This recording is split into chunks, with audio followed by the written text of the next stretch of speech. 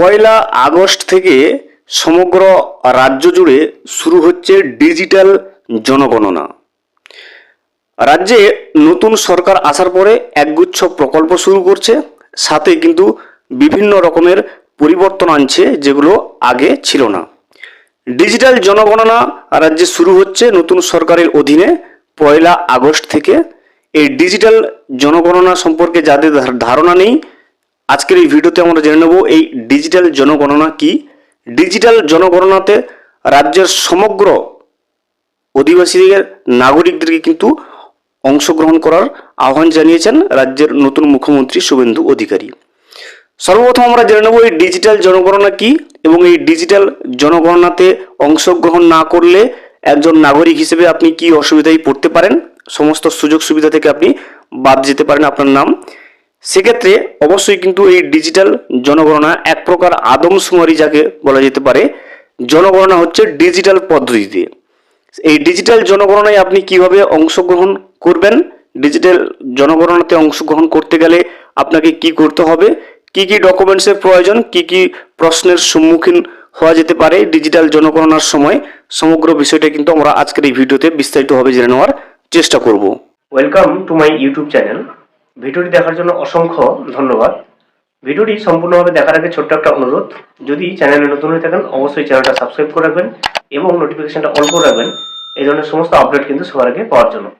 চলুন আজকের ভিডিওটি আমরা বিস্তারিতভাবে দেখে নিই। পয়লা আগস্ট থেকে শুরু ডিজিটাল জনগণনা। দীর্ঘ প্রায় 1.5 দশকের অপেক্ষার পর অবশেষে পশ্চিমবঙ্গে শুরু হতে চলেছে জনগণনার কাজ। শুক্রবার নবান্নে প্রশাসনিক বৈঠক শেষে মুখ্যমন্ত্রী শুভেন্দু অধিকারী ঘোষণা করেন আগামী পয়লা আগস্ট থেকে রাজ্য জুড়ে শুরু হবে জনগণনা প্রক্রিয়া। 2027 ফেব্রুয়ারি পর্যন্ত দফায় দফায় চলবে এই কাজ।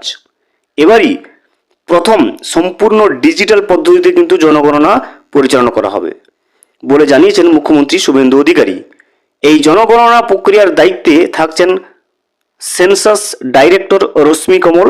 মুখ্যমন্ত্রী এদিন জানান, জনগণনা কোনো রাজনৈতিক কর্মসূচি নয়, এটি একটি সাংবিধানিক দায়বদ্ধতা। তার কথায় বাংলাতে শেষবার জনগণনা হয়েছিল 2011 সালে। তারপর নানা কারণে এই প্রক্রিয়া থমকে গিয়েছিল, কিন্তু বর্তমানে পরিস্থিতিতে জনসংখ্যার সঠিক তথ্য জানা কিন্তু অত্যন্ত জরুরি। মুখ্যমন্ত্রী জানিয়েছেন, এবারের জনগণনায় থাকছে সেলফ এনুমারেশন বা স্বগণনার সুবিধা। পয়লা আগস্ট থেকে 15 আগস্ট পর্যন্ত সাধারণ মানুষ চাইলে নিজেরাই অনলাইনে তাদের যাবতীয় তথ্য জমা দিতে পারবেন।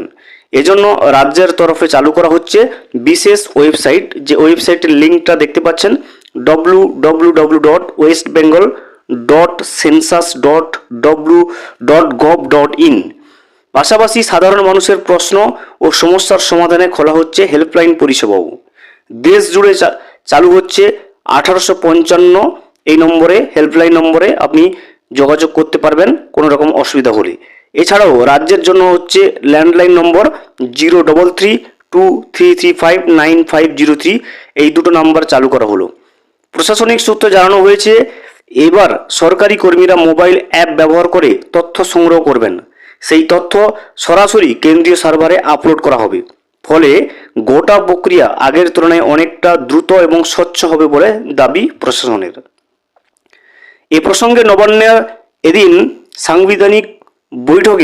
সাংবাদিক বৈঠকে মুখ্যমন্ত্রী শুভেন্দু অধিকারী পূর্বতন তৃণমূল সরকারের ভূমিকার কড়া সমালোচনা করছেন। তার অভিযোগ, দিল্লি থেকে জনগণনা শুরু করার জন্য আগেই চিঠি দেওয়া হলেও তৎকালীন মমতা সরকার কোনো উদ্যোগ নেয়নি, এমনকি প্রশাসনিক স্তরেও প্রয়োজনীয় সম্মতি মেলেনি। বিষয়টি অত্যন্ত দুর্ভাগ্যজনক। শুভেন্দুর সাফ কথা, রাজনৈতিক কারণেই মমতা বন্দ্যোপাধ্যায় সরকার জনগণনার কাজ এগোতে দেয়নি, ফলে অন্য রাজ্যগুলিও এই কাজে অনেক দূর এগিয়ে গেলেও বাংলা পিছিয়ে পড়েছে। মুখ্যমন্ত্রীর দাবি, শপথ নেওয়ার পর 11ই মে মন্ত্রিসভার প্রথম বৈঠকে তিনি রাজ্যে অবিলম্বে জনগণনার কাজ শুরু করার সিদ্ধান্ত নিয়েছিলেন। একই সঙ্গে সীমান্ত ও অনুপ্রবেশ প্রসঙ্গও এদিন ফের সামনে আনেন মুখ্যমন্ত্রী শুভেন্দু অধিকারী। তার দাবি, বাংলাদেশ সীমান্তে প্রায় 600 কিলোমিটার এলাকা দীর্ঘদিন অরক্ষিত থাকায় রাজ্যের বিভিন্ন এলাকায় জনবিন্যাসে পরিণত হয়েছে।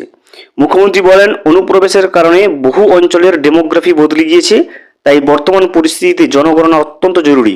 তিনি আরও দাবি করেন, জনগণনার আশঙ্কা ইতিমধ্যে বহু বাংলাদেশি বাংলা ছেড়ে চলে যাওয়ার চেষ্টা করছেন। যদিও সাধারণ নাগরিকদের উদ্দেশ্যে মুখ্যমন্ত্রীর স্পষ্ট বার্তা, আতঙ্কের কোনো কারণ নেই। জনগণনার সঙ্গে ধর্ম, জাতপাত বা রাজনীতির কোনো সম্পর্ক নেই। বাংলার নাগরিকদের স্বতঃস্ফূর্তভাবে এই প্রক্রিয়ার অংশ নেওয়া উচিত বলে মুখ্যমন্ত্রী জানান। নবান্ন সূত্রের খবর, গোটা জনগণনা প্রক্রিয়ার দায়িত্বে থাকবেন সেন্সাস ডাইরেক্টর রশ্মি কমল। প্রশাসনের আশা, ডিজিটাল ব্যবস্থার মাধ্যমে এবার আরও নির্ভুল ও দ্রুত তথ্য সংগ্রহ সম্ভব হবে। রাজ্যে বহু প্রতীক্ষিত এই সেন্সাসকে আগামী কয়েক মাসের কিন্তু অন্যতম বড় প্রশাসনিক কর্মসূচি হিসেবে দেখা হচ্ছে। উল্লেখযোগ্য, বাংলায় নির্বাচনী প্রচারে এসে স্বরাষ্ট্রমন্ত্রী অমিত শাহ এবং প্রধানমন্ত্রী নরেন্দ্র মোদী একাধিকবার অভিযোগ করেন, অনুপ্রবেশের জন্য পশ্চিমবঙ্গের সীমান্তবর্তী অঞ্চলগুলি জনবিন্যাস পাল্টে যাচ্ছে। জাতীয় নিরাপত্তার জন্য এটা একটা বড় চ্যালেঞ্জ। তবে রাজ্যে পালাবদল হতেই দ্রুত সীমান্ত এলাকা সিল করার প্রক্রিয়া শুরু হয়েছে কড়াভাবে। মুখ্যমন্ত্রী শুভেন্দু অধিকারী স্পষ্টভাবে জানিয়েছেন, অবৈধভাবে ভারতে থাকা বাংলাদেশিদের আর আদালতে তোলা হবে না, সোজা বিএসএফ এর হাতে তুলে দেওয়া হবে এবং বাংলাদেশে ফেরত পাঠানো হবে। তার এই ঘোষণার পরেই রাজ্যের সীমান্তের বিভিন্ন এলাকায় নতুন করে অনুপ্রবেশকারীদের ভিড়ে লক্ষ্য করা যাচ্ছে। দেখতে পাচ্ছেন, রাজ্যে 1 আগস্ট থেকে ডিজিটাল জনগণনা শুরু হচ্ছে। ডিজিটাল পদ্ধতিতে আপনি জনগণনা করতে পারবেন। আপনি নিজের জনগণনা নিজেই করতে পারবেন, যেটা শুরু হচ্ছে 1 আগস্ট থেকে 15 আগস্ট পর্যন্ত চলতে থাকবে। এবং সরকারি আধিকারিকরা কিন্তু মোবাইল অ্যাপের মাধ্যমে আপনার বাড়িতে এসে তথ্য সংগ্রহ করতে পারবেন। সমগ্র রাজ্য জুড়ে কিন্তু এই ডিজিটাল জনগণনা শুরু হচ্ছে এবং মুখ্যমন্ত্রীর আহ্বান অনুযায়ী সমগ্র রাজ্যবাসীকে কিন্তু এই ডিজিটাল জনগণনায় অংশগ্রহণ করার জন্য তিনি অনুপ্রেরণা করেছেন। ভিডিওটি সম্পূর্ণভাবে দেখার জন্য অসংখ্য ধন্যবাদ। এখনো পর্যন্ত যদি চ্যানেলে নতুন হয়ে থাকেন এবং সাবস্ক্রাইব না করে থাকেন, অনুগ্রহ করে চ্যানেলটা সাবস্ক্রাইব করে পাশে থাকবেন।